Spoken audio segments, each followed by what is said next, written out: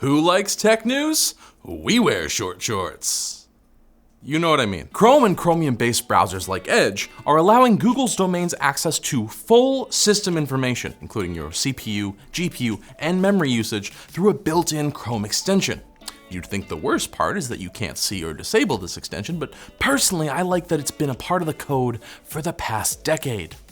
Big thanks to developer Luca Cassanato for letting everyone know on Twitter, so we can all give thanks to the great Google machine's monopolistic practices. Google says this is all just to help improve the user experience, so they can optimize audio and video configurations based on system capabilities and to provide data on crashes or performance issues. But if that's the case, then surely they'd be open to sharing this data with their competitors, right?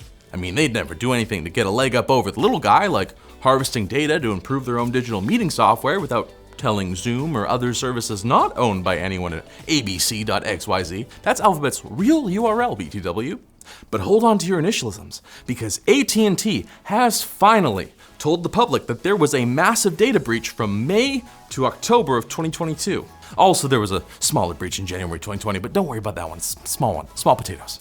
The hack exposed the tech and call records of just about every cellular and landline customer in that time frame. Thankfully, it doesn't include timestamps, durations, or any of the contents of the texts or calls. Oh, good. I was worried for a minute that everyone would be able to see how desperate my texts look at 1 a.m. on Friday night. Taco Bell didn't even reply. Now, at&T found out about the breach back in April, but after disclosing it to the Justice Department, the company was told to delay this information not once, but twice.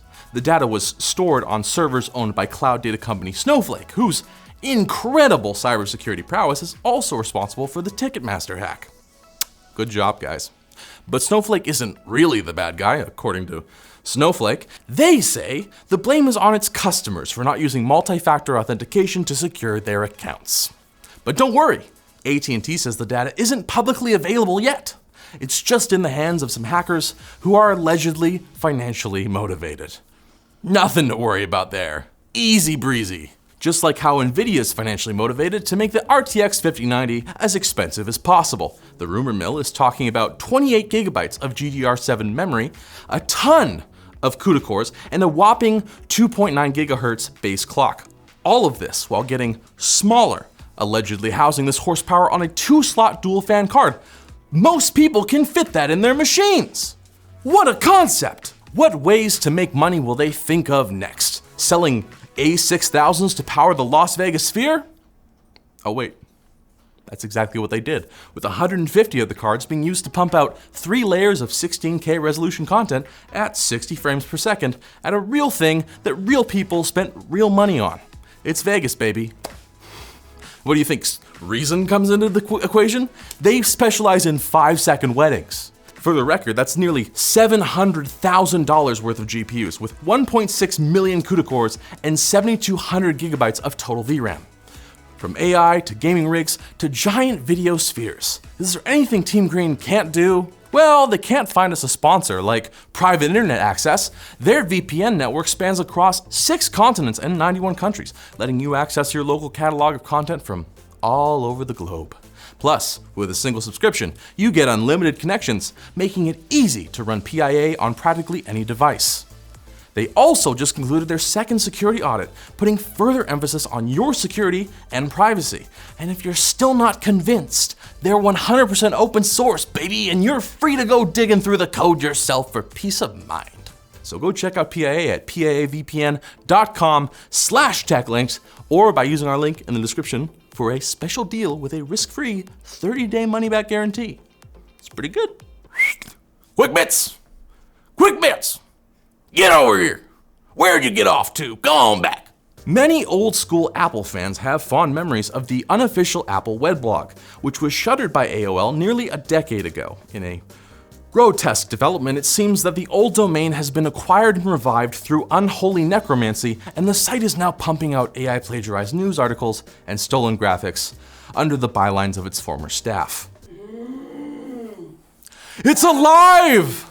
And it's copying literally everyone else! Bizarrely, the website's new owner didn't buy any of the old content, but claims its staff has meticulously rewritten the site's archived content, despite its writing staff apparently consisting of a bunch of stolen names and AI-generated profile pictures. Sounds like my girlfriend. She lives in another country, never met her once in my life, but she asked me beautiful questions like, what's your social insurance number? What's your mother's maiden name?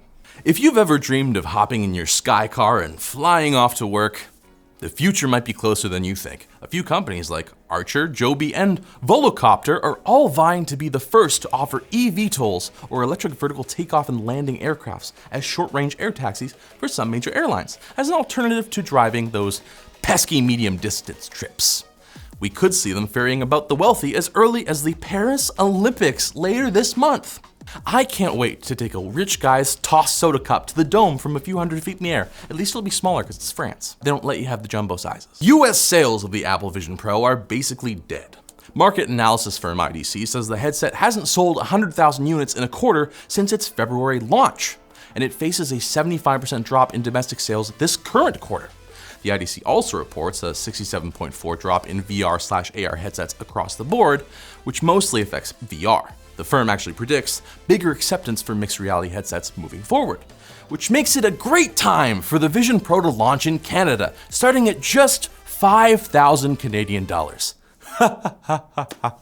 An FTC study into the use of manipulative design techniques used to trick consumers has determined that a majority of the over 600 websites studied used one or more of these so-called dark patterns. But the release of this kind of report likely means the FTC is actually planning to do something about the fact that Jeff Bezos personally signed your grandma up for 12 separate auto-renewing subscriptions for flea medication for a cat she doesn't have.